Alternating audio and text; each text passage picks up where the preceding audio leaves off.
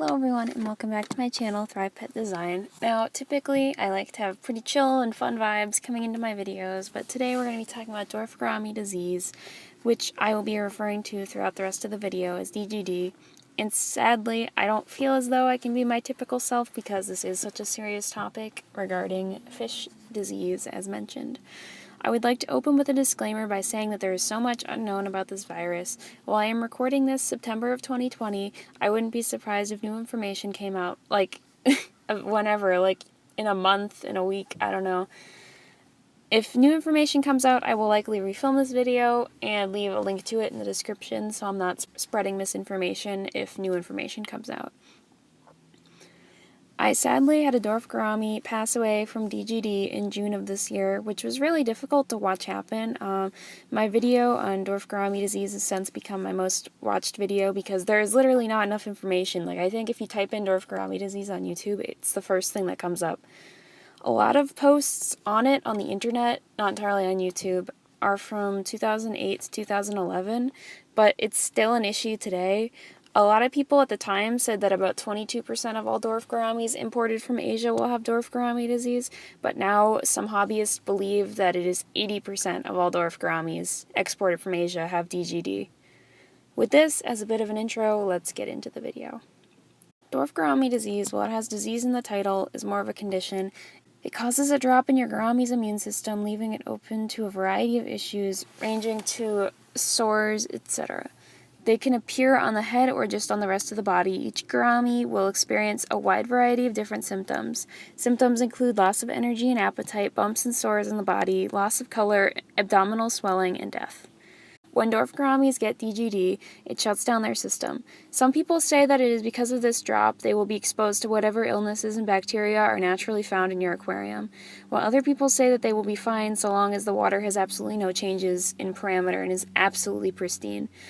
Now, I ultimately don't really understand what people mean when they bring up the fact that 100% perfect water parameters would not cause this issue, because the fish already have it when they're imported from Asia.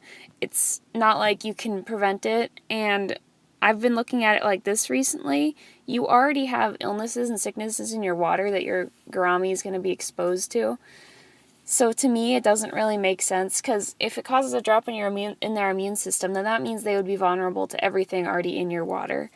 That's just how I've been looking at it. From my experience, DGD isn't husbandry related because I was constantly checking my water parameters when my gourami got sick. I had no nitrates, no nitrites, no ammonia. It is in my opinion that this condition is not the fault of the fish owner, but more of the result of the poor conditions and inbreeding that they experience before they ever reach you.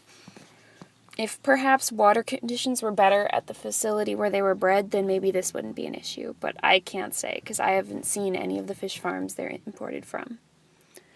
I am so sorry to say that Dwarf Gourami disease is almost 100% fatal. I haven't come across any cases where people have reported curing DGD. Many people, upon being certain with their diagnosis of DGD, will euthanize their Dwarf Gourami.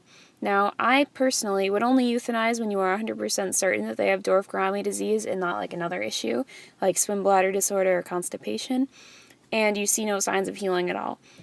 However, you should be the one to make this choice because it's not an easy one.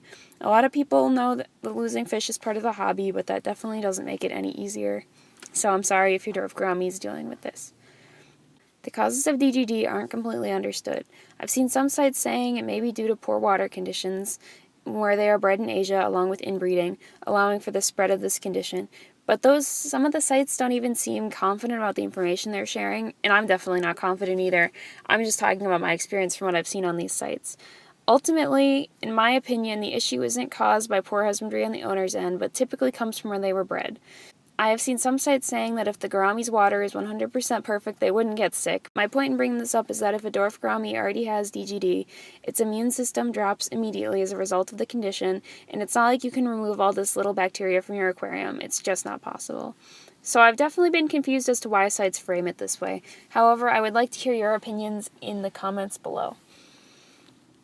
Now, I'm definitely not an expert, and I think that's pretty clear. I've just been doing a lot of research, and I have first-hand experience with this because my first Dwarf Gourami died from DGD.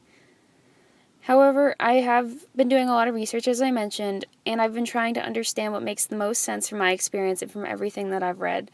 I've also been seeing a lot what the hobbyists and people who are really into fish keeping have been saying. I'm not just looking at the websites, because a lot of them actually aren't accurate from my experience.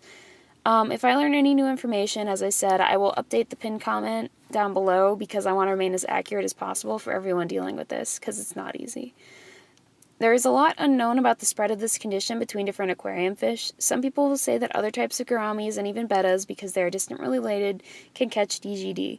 Other people will say that it can't even spread to other gouramis. With this in mind, if you notice that your gourami is sick, I would limit movements between tanks just to make sure that no other gouramis or bettas can catch DGD.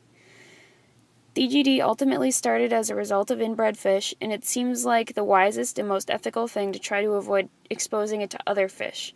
However, this is just my thinking after getting a better understanding of it. At the time, I did not remove my gourami from his community aquarium, but in the end, it seems very clear that the other species, I had Ember tetras, celestial pearl danios, and that was it, will not get this disease, so it is not completely necessary to quarantine if kept in a community aquarium. When my Dwarf Gourami was sick, as I mentioned, I kept him in the same aquarium as my other fish, and they had no noticeable issues. And all my community fish are still healthy today. I did not separate, and all of my fish, besides the Dwarf Gourami, are completely fine. However, I have seen some people online saying it's contagious, which I touch upon next. Nextly, I just want to say that there is so much misinformation on these topics. I asked on a fish forum if DGD and DGIV were the same thing, and I got multiple responses from fish experts that they were, but as I was researching this video, I saw many sites telling me that they were not in fact the same and that they were two separate issues that had two separate causes. One site even told me that they can be cured just by keeping a clean tank, and the issue with that statement is that before they are even shipped to you, they are kept in these poor and stressful conditions. I mean, obviously they're in a bag when they're shipped, and that really can't be helped, and that usually isn't stressful, enough to kill a fish on its own. But they're also kept in the fish store that might not give them the maintenance, and before they're even sent to the fish store, they have already not been getting good care because the fish farm inbreeds them so much, and they're just not healthy anymore. I really had a hard time creating this video because there was just so much to sift through, but I ultimately realized that people are looking for a well-articulated, thoughtful explanation to what this really is, and I hope this can provide some insight to that. I really wish more popular fish keepers would come out and talk about this topic because it is a big deal. And I think more people should know. It's not a rare occurrence. I honestly just think the misinformation may be stopping people because they don't want to be putting incorrect information out there on their YouTube channel. I compiled this video to be a combination of the most accurate information that I could find, which was true to my experience and that to many other fish keepers. Ultimately, even though there is no cure to Dwarf Gourami disease, there is a way that we can get rid of it in the hobby. And in my mind, it is to stop importing the gouramis that come from Asia where they're in really poor condition and to only purchase them from like a local breeder or like somewhere where they've been established in an aquarium for a long time and they've shown no symptoms of DGD. Now, I understand this isn't doable for everyone.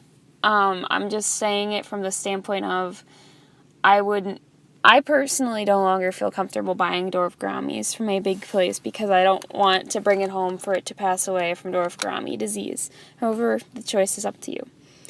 But if you would like to purchase Dwarf Gourami, I definitely recommend you purchase only from local breeders or rescue them off a site like Craigslist, where you can ask the seller about the fish's history and ensure it does not have DGD. I'm really sorry to anyone who's dealing with this. It's awful. It's heartbreaking.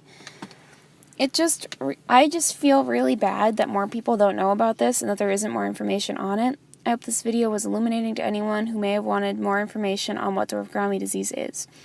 If you would like to discuss any topics in this video, I'll do my best to respond to any questions.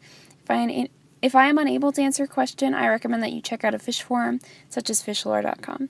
I hope this video was helpful and educational, and I am willing to continue this further in the comments, as always. Thank you for watching.